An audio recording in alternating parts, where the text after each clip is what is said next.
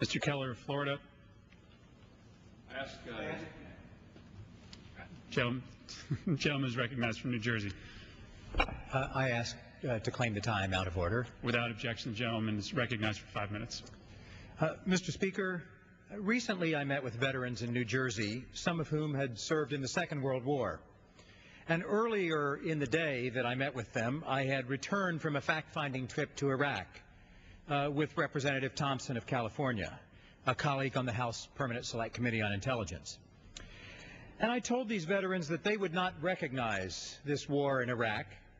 From a technological standpoint, the kind of battlefield sensors and intelligence analysis capabilities available to our troops in Iraq are so far beyond anything that was fielded by the military in the Second World War, or in fact, even in more recent conflicts. That's the good news. The other thing that they would not recognize, the not so good news, is that unlike, say, the Second World War, the United States cannot control the outcome in Iraq or achieve success because we do not know who the enemy is and what constitutes success. Well, part of our trip involved classified briefings in which we examined how the intelligence community is supporting our troops. We also had the opportunity to meet at length with General David Petraeus and Ambassador Crocker to discuss the situation on the ground, including the status of the political reconciliation among Iraq's warring factions. The two gave a positive report and spoke of a great deal of progress. Two outstanding patriots, a good general, a good diplomat, but the presentation that America is making progress toward a successful outcome in Iraq makes sense only if we continually redefine what we mean by success. And for over 5 years, we've been redefining both our rationale for invading Iraq and how we propose to measure success. First, it was to go after those responsible for 9/11. Then it was to remove Saddam Hussein from power and track down his WMDs. And then it was to bring stability to the region. Then it was to bring free elections and bring all the warring factions together in a model of democracy for the Middle East.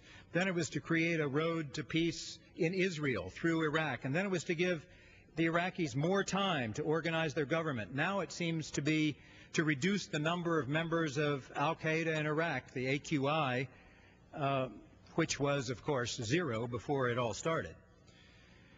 These repeated rationalizations and redefinitions serve no one's interest, particularly the interests of the men and women of our armed forces whom we've sent in harm's way in Iraq. In Baghdad, I met with active duty soldiers, including some from New Jersey. American troops are performing superbly in Iraq under difficult conditions. As I told them, they and the New Jersey National Guard members who will be deploying later this year deserve not just our gratitude, but all the support they need to do their job, the wherewithal they need to do their job, and, I would say, just as much support when they return home as veterans. Of course we want our soldiers to succeed. We want the Iraqis to be peaceful and prosperous. We want terrorists and other enemies of the United States to be defanged and defeated. But for that to happen, it must be, in Iraq at least, Iraqis, the Iraqi political factions, who must take the lead in ending their civil war. It's impossible to hide the fact that the limited security gains achieved since the fall have not been matched by political reconciliation on the part of the Iraqis. Unfortunately, Iraq's central government continues to lack legitimacy in the eyes of its people, as the recent combat in Basra and Baghdad have clearly shown. It's clear that the Iraqi government is, so far anyway, unwilling and unable to take the steps necessary to reach a political settlement that will end the violence. One of the reasons I voted against the war resolution to go into Iraq in the first place was that Iraq was not a threat to the United States in the wake of the 9/11 attacks, and that attacking Iraq would unleash forces we could not control. I was not alone in making those arguments, which tragically have been validated by events. My latest trip to Iraq has, sadly, reinforced my belief that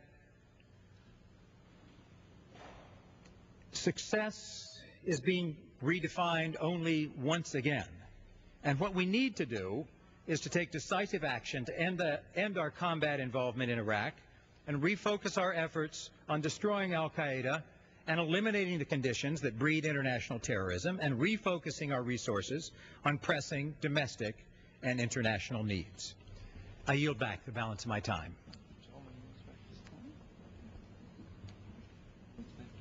The gentleman yields back his time.